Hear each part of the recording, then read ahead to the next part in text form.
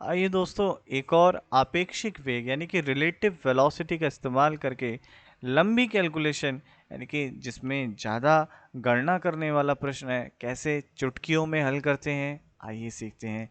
अगर आप चैनल पर पहली बार हैं तो ज़रूर आप मेरे चैनल को सब्सक्राइब करें और इसी तरीके के रोज फिजिक्स के नई ट्रिक्स और टिप्स जानें। चलिए जल्दी से सब्सक्राइब करिए मेरे प्यारे बच्चों।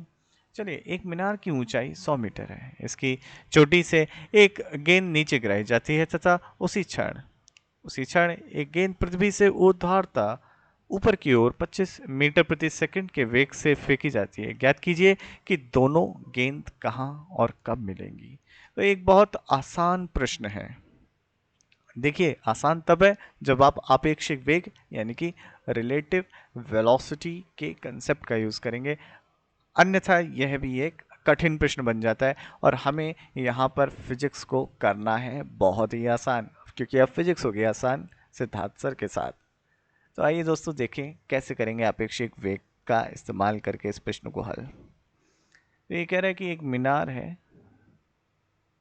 ये मीनार है दोस्तों, और ये 100 मीटर की ऊंचाई से एक गेंद को छोड़ा गया और जैसे ही इसको छोड़ा गया वैसे ही ऊपर की तरफ गेंद को 25 मीटर प्रति सेकंड से फेंक दिया गया। अब जब गेंद को 25 मीटर प्रति सेकंड की वेग से बच्चों फेंक दिया गया, तो ये पूछ रहा है कि ये दोनों कहाँ मिलेंगी। तो देखिए, मैं इसको कहता बच्चों गेंद बी और इसको कहता गेंद ए।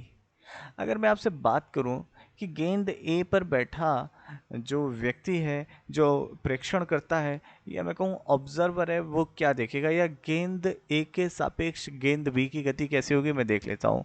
आपको एक बार मैं समझा देता हूँ कंसेप्ट, इसके बाद आप चाहें तो ऐसा कंसेप्ट मेरी वीडियोस में भी देख सकते हैं। वीडियो लेक्चर में सब पढ़ा हुआ है, इस तरीके की प्रॉब्लम्स कैसे करना चाहिए मैंने बताया है।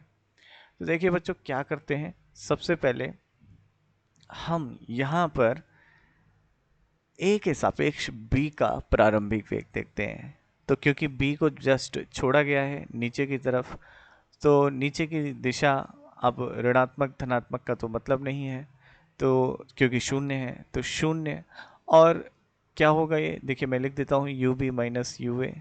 यू बी शून्य है तो आपका ये शून्य हो गया, और यू ए ऊपर की तरफ धनात्मक लेंगे तो इसलिए माइनस 25 मीटर प्रति सेकंड, यानी कि रिलेटिव यानी कि प्रारंभिक वेग आपका नीचे की तरफ आएगा। ऋणात्मक चिन्ह यही बताता है। अगर मैं देखूं दोनों की सापेक्ष स्थिति, तो बी की ए के सापेक्ष स्थिति क्या है, 100 मीटर ऊपर है। या बच्चों मैं इसको दूसरी तरीके से कहूँ कि ए क्या कहेगा कि मैं तो रुका रहा और बी मेरे पास चल के आया। कितनी दूरी चल के आया, ये 100 मीटर चल के आया। कहाँ चल के आया, मैं तो नीचे था, इसका इनिशियल पॉइंट ऊपर था, फाइनल पॉइंट नीचे है, तो ऋणात्मक विस्थापन करके आया। कि तो जो विस्थापन है बी का ए के सापेक्ष वो हो गया माइनस का 100 मीटर। अगर मैं बच्चों आपसे कहूँ कि क्या होगा ऋणा आपका त्वरण, त्वरण क्या होगा, सापेक्ष त्वरण या अपेक्षिक त्वरण क्या होगा, तो ए बी। अब यहाँ पर दोनों ही पिंड गुरुत्व के अधीन गति कर रहे हैं, तो दोनों पे जो त्वरण लगेगा गुरुत्व के कारण होगा, तो वो हो गया शून्य। तो देखिए यह हो गई एक समान गति। अब इस बच्चों को इस प्रश्न को कैसे कर सकते हैं, बहुत आसान है, बहुत आसान।